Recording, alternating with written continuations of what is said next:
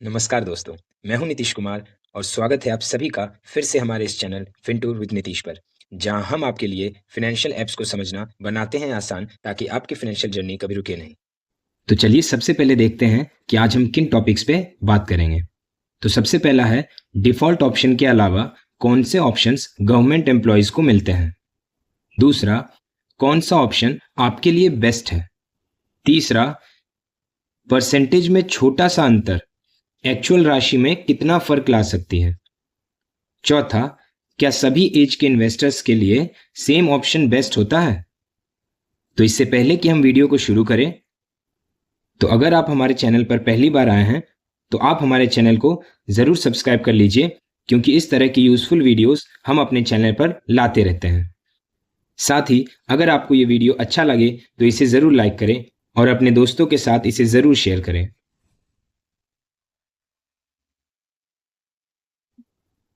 तो जैसा कि आप देख सकते हैं, गवर्नमेंट एम्प्लॉयज़ को उनके एनपीएस में जमा होने वाली राशि को मैनेज करने के लिए 4 ऑप्शंस मिलते हैं, जो कि यहाँ पे ब्लू कलर में दिख रहे होंगे। इसे आप ऐसे भी समझ सकते हैं कि ये 4 तरीके हैं जिससे आपके एनपीएस में जमा होने वाली राशि को निवेश किया जा सकता है। तो सबसे पहला ऑप्शन है स्टैंडर्ड या डिफ़ॉल्ट ऑप्शन। इस ऑप्शन के बारे में हमने डिटेल में सब कुछ समझाया है अपनी पिछली वीडियो में। तो अगर आपने उस वीडियो को नहीं देखा है तो इस वीडियो के बाद आप तुरंत उस वीडियो को ज़रूर जाकर के देखें। आज हम स्टैंडर्ड या डिफ़ॉल्ट ऑप्शन के अलावा कौन कौन से ऑप्शन जो हैं गवर्नमेंट एम्प्लॉयज़ को मिलते हैं, हम उस पर बात करेंगे। तो यहाँ पर आप देख सकते हैं एक्टिव ऑप्शन के अंदर में जो एक ऑप्शन मिलता है वो है स्कीम जी 100% का। इसके अलावा ऑटो चॉइस के अंदर में 2 ऑप्शंस गवर्नमेंट एम्प्लॉयज़ को और मिलते हैं, जो कि है मॉडरेट ऑटो चॉइस, जिसे LC50 भी कहा जाता है, और दूसरा है कंजर्वेटिव ऑटो चॉइस, जिसे LC25 भी कहा जाता है। तो चलिए समझते हैं कि आखिर किस तरीके से इन ऑप्शंस में हमारे एनपीएस में जमा होने वाली राशि को निवेश किया जाता है। तो अब बात करते हैं LC50 या मॉडरेट लाइफ साइकिल फंड की। देखिए, इसे समझना इसलिए ज़रूरी है क्योंकि दूसरे ऑप्शंस की तरह, यानी कि स्कीम जी 100% और जो डिफ़ॉल्ट ऑप्शन आपको मिलता है, तो उनकी तरह इसमें जो एलोकेशन है वो फिक्स नहीं रहता है, वो एज के साथ चेंज होते रहता है। तो इसलिए ये समझना ज़रूरी हो जाता है।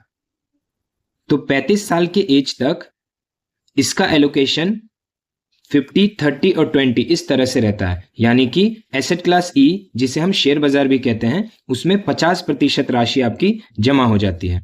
एसेट क्लास सी, यानी कि प्राइवेट कंपनीज के जो बॉन्ड्स होते हैं, उसमें जो राशि निवेश की जाती है वो है 30% राशि। उसके बाद एसेट क्लास जी, यानी कि सरकारी बॉन्ड्स जो होते हैं, जो कि बहुत ज़्यादा सेफ होते हैं, उसमें 20% राशि को निवेश किया जाता है। देखिए, एसेट क्लास ई जो कि शेयर बाजार है, इसमें सबसे ज़्यादा रिस्क होता है।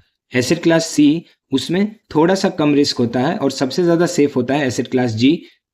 ये एलोकेशन 35 साल के एज तक ही होता है कि 35 साल के बाद एसेट क्लास ई जो है 2-2% से घटते जा रहा है। 50, 48, 46, 44 इस तरह से 2-2% से घट रहा है। उसी तरह एसेट क्लास सी जो है ये 1-1% से घटाया जा रहा है, और टोटल एसेट क्लास जी में 3-3% से बढ़ाया जा रहा है। तो 20 के बाद 23, 26, 29 इस तरह से हर साल जो है इसे बढ़ाते जाते हैं।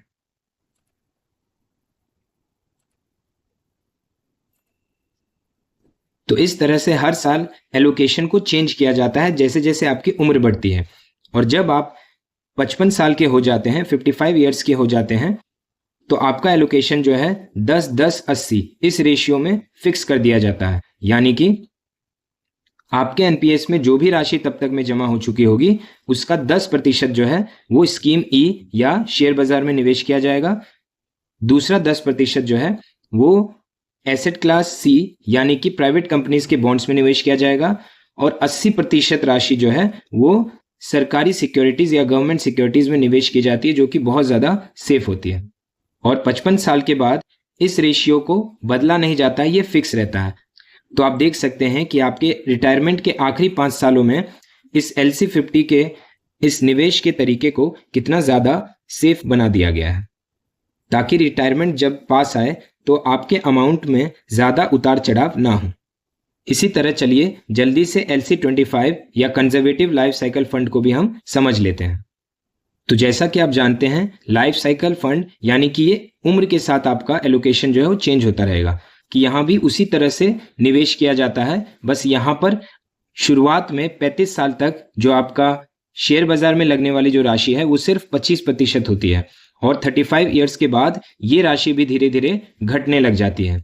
तो अगर आप ऐसे निवेशक हैं जो शेयर बाजार में बहुत कम एक्सपोजर रखना चाहते हैं, तो आप इस ऑप्शन को भी चुन सकते हैं। फिर जैसा कि हमने LC50 में देखा था कि E और C ये दोनों एसेट क्लास थोड़े रिस्की हैं, इसलिए इनका एलोकेशन जो है वो घटा करके एसेट क्लास G में बढ़ा दिया जाता था। वैसे ही यहाँ पर भी हो रहा है। आप देख सकते हैं कि एसेट क्लास E को 35 साल के बाद हर साल 1-1% से घटाया जा रहा है, एसेट क्लास C को 2-2% से घटाया जा रहा है, और टोटल 3% जो है एसेट क्लास G में हर साल बढ़ाया जा रहा है। तो इस तरह से आप देख सकते हैं कि जब आप 55 साल के होंगे तो आपकी NPS में जमा होने वाली राशि एसेट क्लास E यानी कि शेयर बाजार में सिर्फ 5% ही निवेश हो रहा होगा। उसी तरह एसेट क्लास C में भी सिर्फ 5% ही निवेश होगा, और एसेट क्लास G जो कि गवर्नमेंट सिक्योरिटीज है और बहुत ज़्यादा सेफ है, उसमें 90% राशि जो है 90% राशि उसी में निवेश होती है। और 55 ईयर्स के बाद ये एलोकेशन इसी रेशियो में फिक्स रहता है, ये चेंज नहीं होता है जब तक कि आप रिटायर ना हो जाए। स्कीम G जो कि एसेट क्लास G को दिखाता है, यानी कि अगर आपने स्कीम G 100% वाला ऑप्शन चुना तो आपका 100% राशि जो है वो गवर्नमेंट बॉन्ड्स या गवर्नमेंट सिक्योरिटीज में ही निवेश कर दी जाएगी, जो कि बहुत ज़्यादा सेफ माना जाता है, लेकिन इसके रिटर्न भी थोड़े कम होते हैं।